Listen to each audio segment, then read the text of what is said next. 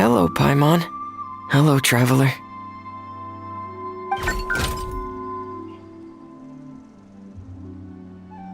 Is the crown ready? Yes, we're just waiting for Zuria now. She hasn't arrived yet. Then let's wait for her a little while. Or actually, maybe we can go find her. It's not too far from here anyway. Didn't she say she just lives on the hill over there? Hey, traveler, Paimon. Oh, and speaking of... Found you two at long last. I'm so glad that you both are all right. Huh? Why are you here, Miss Delaroche? And what could have happened to us? What could have happened? That water imp Thelxie, of course. After I gave you that commission the other day, I began to get worried and went asking about the boy that went missing. Oh, that? We've got it all figured out now. The boy you heard about was just Freminet. Even the missing fish was his fault. Don't worry, we'll help you get the fish back as soon as we're done with this job. Oh, sorry about that. I've been diving in the area recently. Huh? What, Freminet? Diving? No, that's not what happened at all. I've heard a completely different account. What I was told is that about a month ago, a child tied a bunch of heavy seashells onto his body and walked into this open stretch of water. He never came back. What could that be if not that water imp's work? Are you sure? 100% sure. I've confirmed the account with several veteran fishermen I know. The child was only 8 years old.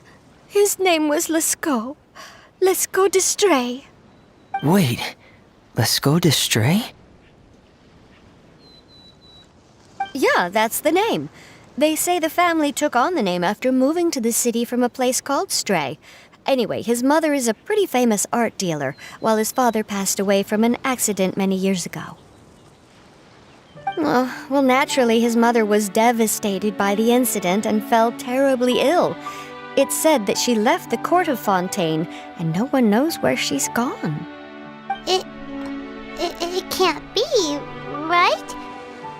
Lescaut d'Estray? Zuria d'Estray? It must be some sort of a coincidence? I'm sorry, miss. We've got to go check on something right now. Oh, I see. Well, you go on ahead. I just came to make sure that you're both all right.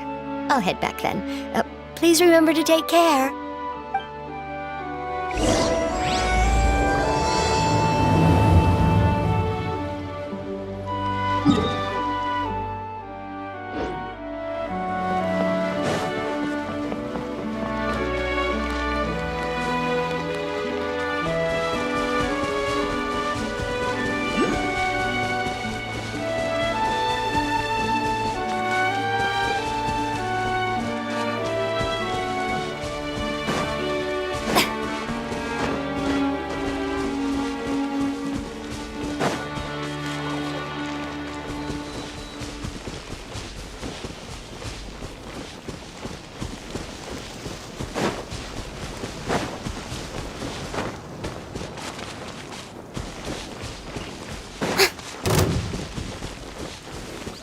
Strike a pose!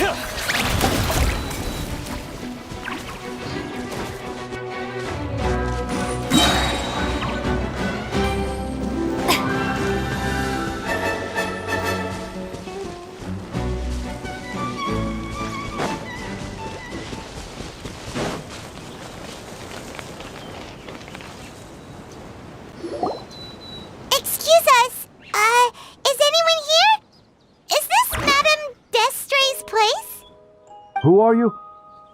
I have a patient here who needs quiet bed rest. Please leave us be unless you have anything urgent to report.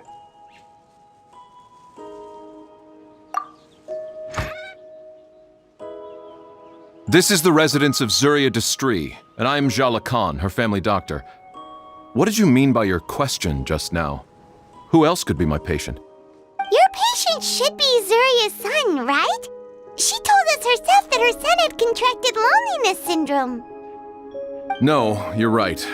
Young Master Lescaut did have that illness once upon a time, but well, the young master's no longer with us. And now the Madame has come down with the same illness. Are you her friends by any chance? Oh, so when she had requested time to go out over the past few days, it was so she could spend them with you. So if I'm understanding this right, the one who's suffering from uncontrollable delusions is the Madame herself? She believes her son is still alive? That is correct. When the young master disappeared, she was organizing an art exhibit that she had specifically prepared for him. But since she had to leave the house, she was unable to see her son one last time. That might have been the trigger for her regret. Or perhaps the family's fall into loneliness and grief was inevitable as soon as the old master passed away. First the son, and then the mother. But how could that be?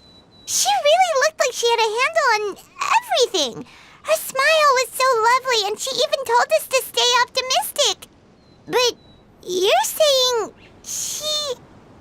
Those actions are proof that she can no longer differentiate between fantasy and reality.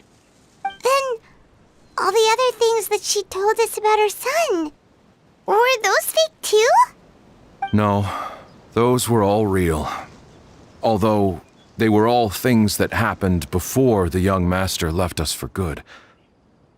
Madame's time has just never moved forward since his passing. I see. So after her son left, she created a fantasy world where her son was still with her. She was looking for a way to cure his illness when she ran into us. She has been in a good mood the past few days, even humming a song when she returned from her stroll. She even began discussing with me the idea of using deliberate guidance to ease the illness. It was all going well, until last night.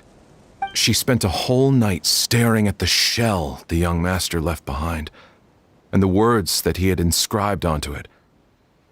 Then she broke down once more. I prescribed some sedatives, and she's currently resting.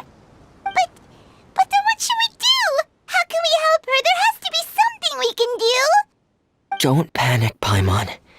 Even though this is a devastating piece of news, we must all calm down first. What should we do? I need to think. I need to remember the old house of the hearth and the children who lived in it. Those patients and what their doctors said back then.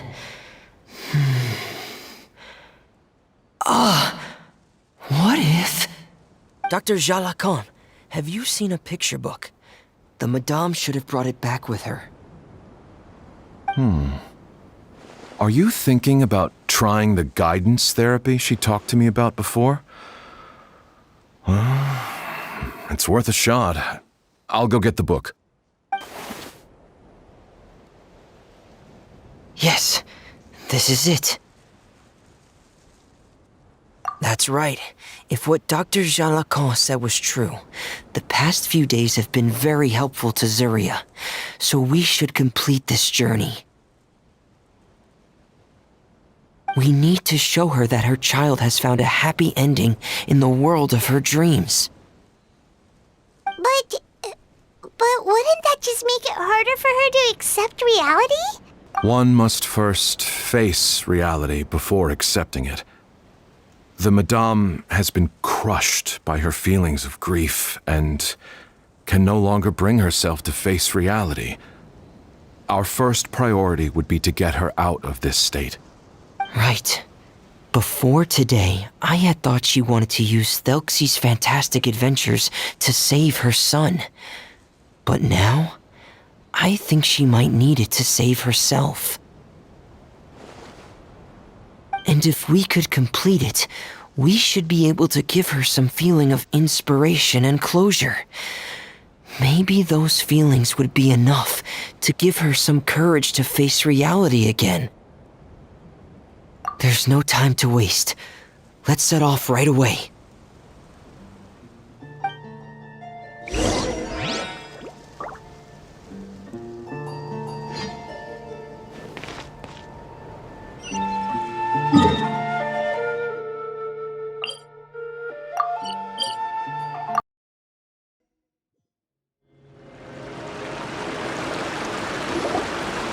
We're here again.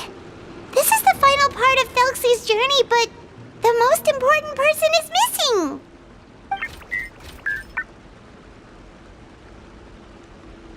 Everyone, please don't be so down and gloomy. Remember what she told us? If we were to feel troubled, the patient would become anxious as well. You're right. Paimon needs to smile. If we have to give something to Zuria, it should be our smiles. We have to keep smiling as we finish this adventure. And then she'll be able to recover, right, everyone? Yeah, I'm sure she will. Oh! Be careful, brave adventurers! Here come the evil monsters that stole the crown! There! That needs to be Cyclops! Let's beat them up! Watch out, everyone! They're coming at us again! There's no need to fear! Prince Thelxie looks stronger than ever today! He must be going all out!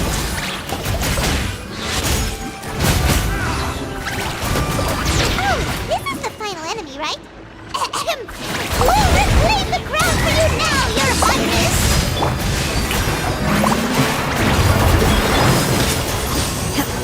Do your master's bidding! I swear by my sword! Let's begin.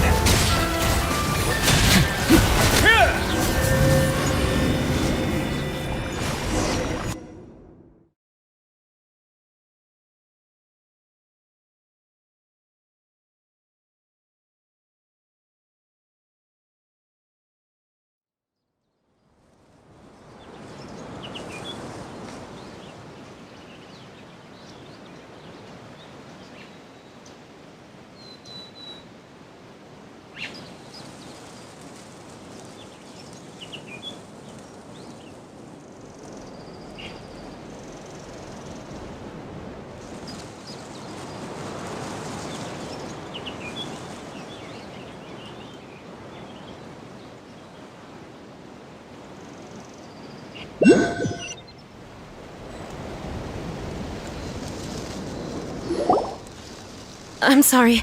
I have to go. I made a promise to my friends, and I'm already very late. But, Madame, you're still... Don't try to stop me. Today's the most important day for treating Thelxie. We'll use the guidance method. Didn't you also say that you think it'd work? I'm not trying to stop you, Madame. It's just... Could you tell me the name of your child? Dr. Jalacan, how can you forget the name of your own patient? His name is Thelxie. He's the prince of the kingdom of water imps. We will go today to reclaim his crown and attend his coronation ceremony. I see.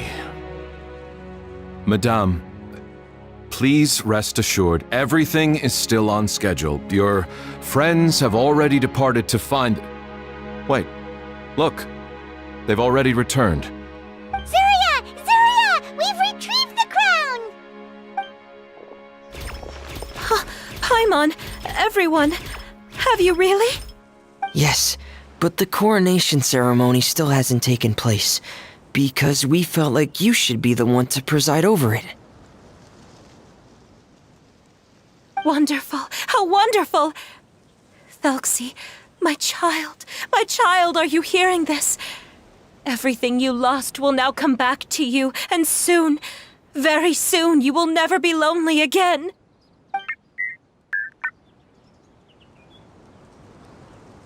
And the last page of the picture book. It's still waiting for you to illustrate in color. Right, the picture book. But I don't know what I should put on the last page. Don't worry, Thelxie and his friends all know what should go on it. Get ready, Zuria. We'll describe everything for you. Okay. At last, Thelxie and his friends were able to drive off the final invading monsters and achieve a dashing victory. Their success was complete, and the recovered crown resplendent. The water imps, finally returning to their homes, showered the prince with love and applause as he greeted them. They once again offered their precious shells to the prince and reconstructed the rainbow bridge of old. As he watched the scene unfold, the prince could not help but be touched by its beauty. Moved by everyone's happiness, the prince stepped onto the rainbow bridge and took a good look at all the friends who had gone on the journey with him. There stood the traveler, Goddess Paimon, Freminet, and... Where's the last person? The prince looked frantically around, but could not find the person he wanted to see most. At that moment, the person suddenly appeared on the other side of the bridge. She walked towards him with a smile and slowly lifted her veil. The prince could not hold back his tears. He recognized then that the mysterious person that had been by his side the whole time was none other than his mother. Zuria walked across the bridge and placed the crown above the prince's head. She smiled down upon him as she said, "My prince, my king, you shall never, ever need to feel lonely again." That's the end of the story, Zuria. Thank you. Thank you all. I am so sorry, my child. Maman should have spent more time with you. Did you hear the story? You'll never have to feel lonely again.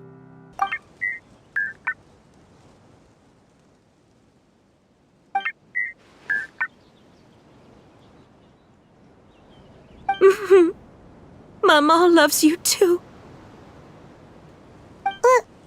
What's happening? Is Zuria talking to Thelxie? Quick, put on my diving helmet. There's a transcription module in it that's compatible with Thelxie's output signals. You should be able to use it to understand what Thelxie's saying.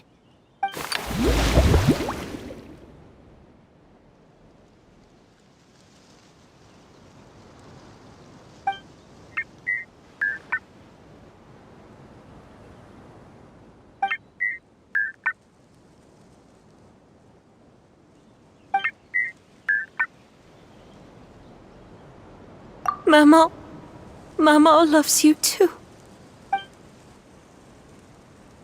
But I love you more, Maman. What? Did you see something? Maman, I'm getting a little sleepy. If it's time for bed, can you hum a lullaby to me again? Of course, my dearest child. As long as you want to hear it, Mama will always hum for you.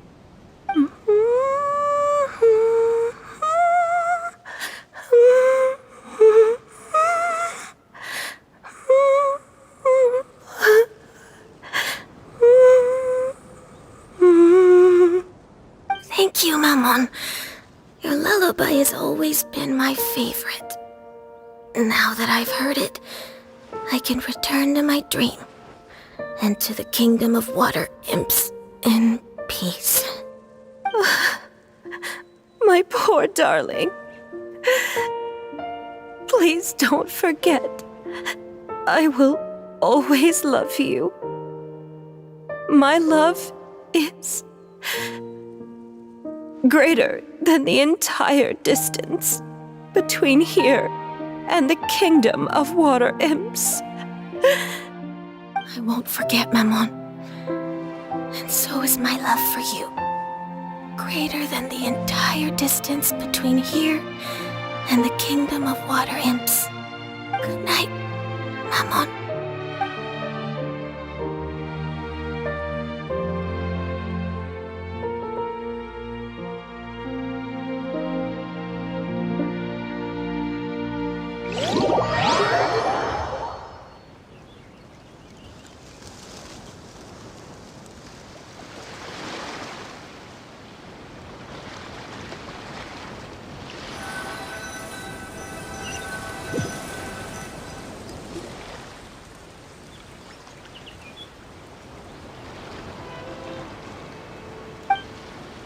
Traveler, Paimon, you're here.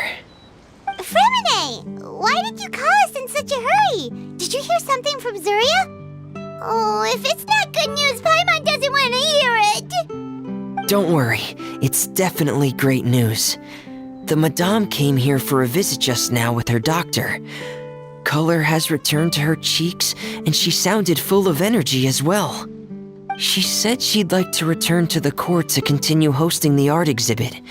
But this time, she'll work with her doctor to exhibit some picture books related to the illness.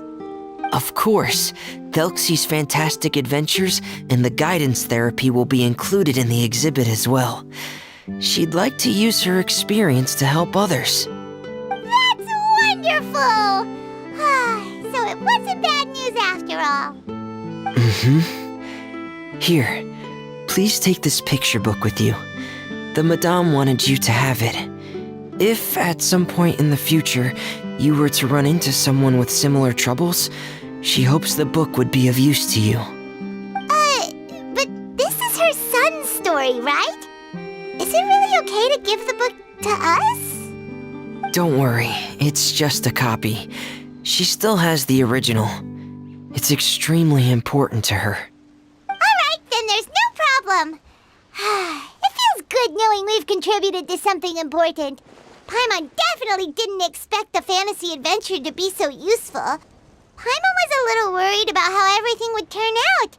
After all, fantasy is just fantasy. Paimon, do you know what the Madame said? She said that at the moment when she placed the crown on Thelxie's head, she felt like she really saw something beautiful. Her child had returned, and he told her that he loved her. She also said that was when she was finally able to bid farewell to her son. She felt like at that moment, she was healed by some mystical power, and she was filled with courage from head to toe. Oh, really? But could that just be another part of her fantasy? Perhaps. But if fantasy is just fantasy, and the fantasy world is not real, then how could it still grant us these powers that we can continue to use in the real world? But what else could it be? A descent of the fairy tale world into the real world. At that time, the wondrous fairy tale temporarily became reality and influenced real things in our world. That has to be what happened. You saw it too, didn't you? But that can't be what happened, right? There's just no way. Wouldn't it be like a miracle if that really happened? Yes, I suppose that would be a miracle. I hope that everyone who's found themselves in a dark place would be able to see something beautiful and experience a miracle for themselves.